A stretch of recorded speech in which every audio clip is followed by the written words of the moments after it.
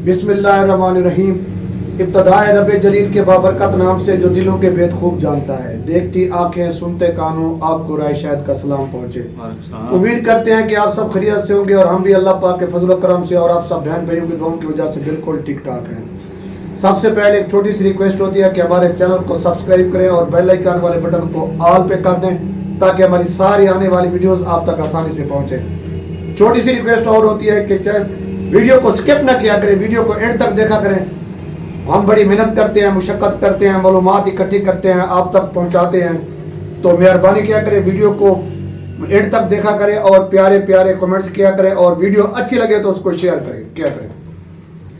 तो प्यारे व्यूअर, आज आपको एक 3 बातें बतानी। प्यारे व्यूअर, 3 बातें ऐसी हैं जो 3 काम हैं जो करते हैं तो उनका इंजाम जो है ना बुरा होता है इस दुनिया में। आखिरत में जो होता है वो तो इलावा है।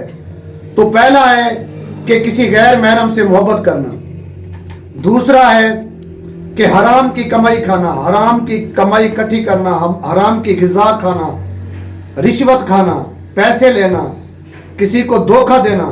और तीसरा जो है आखिरी काम वो है झूठ बोलना और ग़ीबत करना।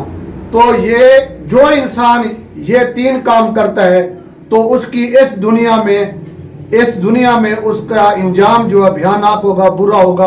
ये एक मुस्तरद हदीस मुबारक है। तो इसकी तफसीर जो है ना कारी साहब आपको बताएंगे, कारी इशफाक रशीदी साहब जो कि BBC के ऑनर और प्रिंसिपल हैं। जी कारी साहब। बिस्मिल्लाहिर्रहमानिर्रहीम। डॉक्टर साहब, आज आपने बहुत ही अहम टॉपिक वाज़े किया है।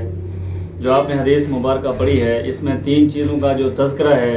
सबसे पहला जो आज के सोसाइटी में आम है वो है गैर महरम से मोहब्बत करना।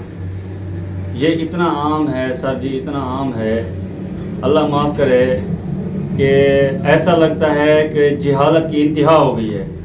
लोग इसको प्यार मोहब्बत का नाम दे के पता नहीं क्या क्या तावीलें निकाल के वो एक सवाब समझ के ताल्लुक़ बनाया हुआ है। गैर महरम से मोहब्बत रखना ऐसा है कि अल्लाह की नज़र में अपने आप को गिराना है। अल्लाह की नज़र से बाद में गिर जाता है। देखें, हमारा कोई दोस्त हो, हमारी नज़र में हम चाहते हैं कि हम इसकी नज़र में ना गिरें, वो हमारी नज़र से ना गिरे।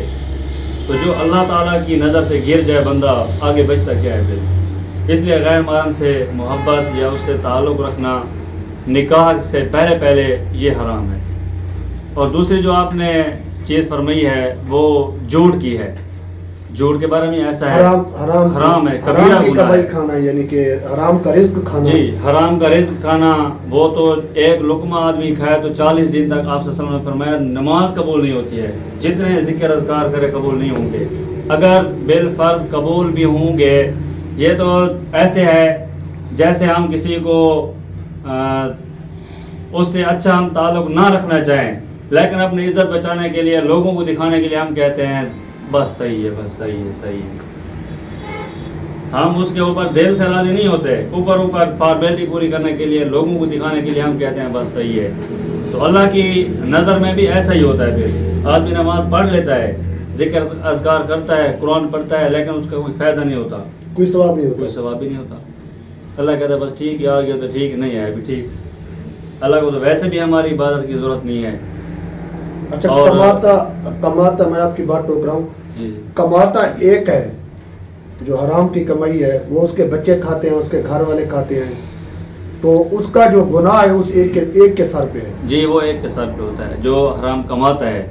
अब रही ये बात जो उसके घर वालों के ऊपर असर होता है, उसकी औलाद के ऊपर असर पड़ता है बुरा, तो ये उसी बंदे की वजह से होता है जिसने हराम कमाया है। इसमें औलाद का तो कोई कसूर नहीं है। अब हम अपनी औलाद की परवरिश कर रहे हैं, हमारे घर वालों को या हम दोस्तों को खिला रहे हैं या घर वालों की परवरिश कर रहे हैं औलाद की, उनको तो पता नहीं है कि हमारी कमाई कैसी है, हलाल है या हराम की है। उनकी नज़र में तो हम कमा के उनको खिला रहे हैं। ये तो हमारे ऊपर डिपेंड है ना कि हम अच्छा हलाल कमाएं और उनकी अच्छी परवरिश करें। फिर असर ये होता है जब हराम की कमाई से परवरिश होगी औलाद की, तो फिर दीन इस्लाम की तरफ नहीं आएंगे, उनके ऊपर दीन का या अच्छी बात का असर नहीं होगा। जब उनके ऊपर असर नहीं होगा उसमें भी हम फिर बराबर के मुजरिम में शरीक हैं। یہ بھی مفت کا گناہ ملتا رہے گا. جی ڈاکٹر صاحب، جو تیسری بات آپ نے تذکرہ کی ہے حدیث کے حوالے سے جھوٹ اور غیبت کے بارے میں، تو آپ صلی اللہ علیہ وسلم نے فرمایا یہ دونوں کبیرہ گناہ ہیں. کبیرہ گناہ وہ گناہ ہوتا ہے جو بغیر توبہ کے معاف نہیں ہوتا.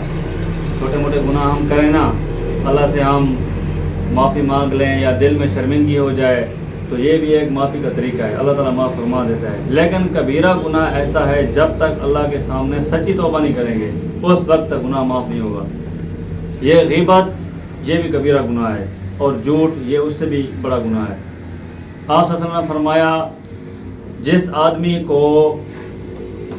جس آدمی سے آپ کا تعلق ہے، آپ کے ساتھ اٹھنا بیٹھنا ہے، آپ کا ایک لین دین ہے، آپ ایک معاشرے میں رہتے ہیں، تو اس سے جھوٹ نہ بولیں. اس کے بارے میں آپ صلی اللہ علیہ وسلم نے یہ بھی فرمایا کہ وہ اللہ کی نظر سے اللہ کی رحمت، اللہ اس کو رحمت کی نگاہ سے نہیں دیکھتا. اللہ دیکھ تو ساری دنیا کو رہے ہیں، جھوٹ بولنے والے کو اللہ غصے کی نگاہ سے دیکھتے ہیں.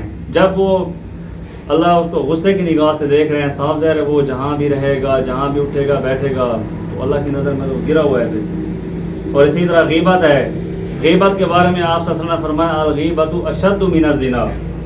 غیبت زنا سے بھی سخت ہے، زنا سے بڑا گناہ ہے، زنا سے بھی بڑا گناہ ہے. اب غیبت کیا ہے؟ پیٹھ پیچھے کوئی بات ہم کسی کو بتائیں کسی کی، چاہے وہ بات اس بندے کے اندر موجود بھی ہے پھر بھی ہم کسی دوسرے کو نہیں بیان کر سکتے، پھر بھی غیبت ہے. اگر نہیں ہے تو بہتان ہے، وہ اس سے بڑا گناہ ہے.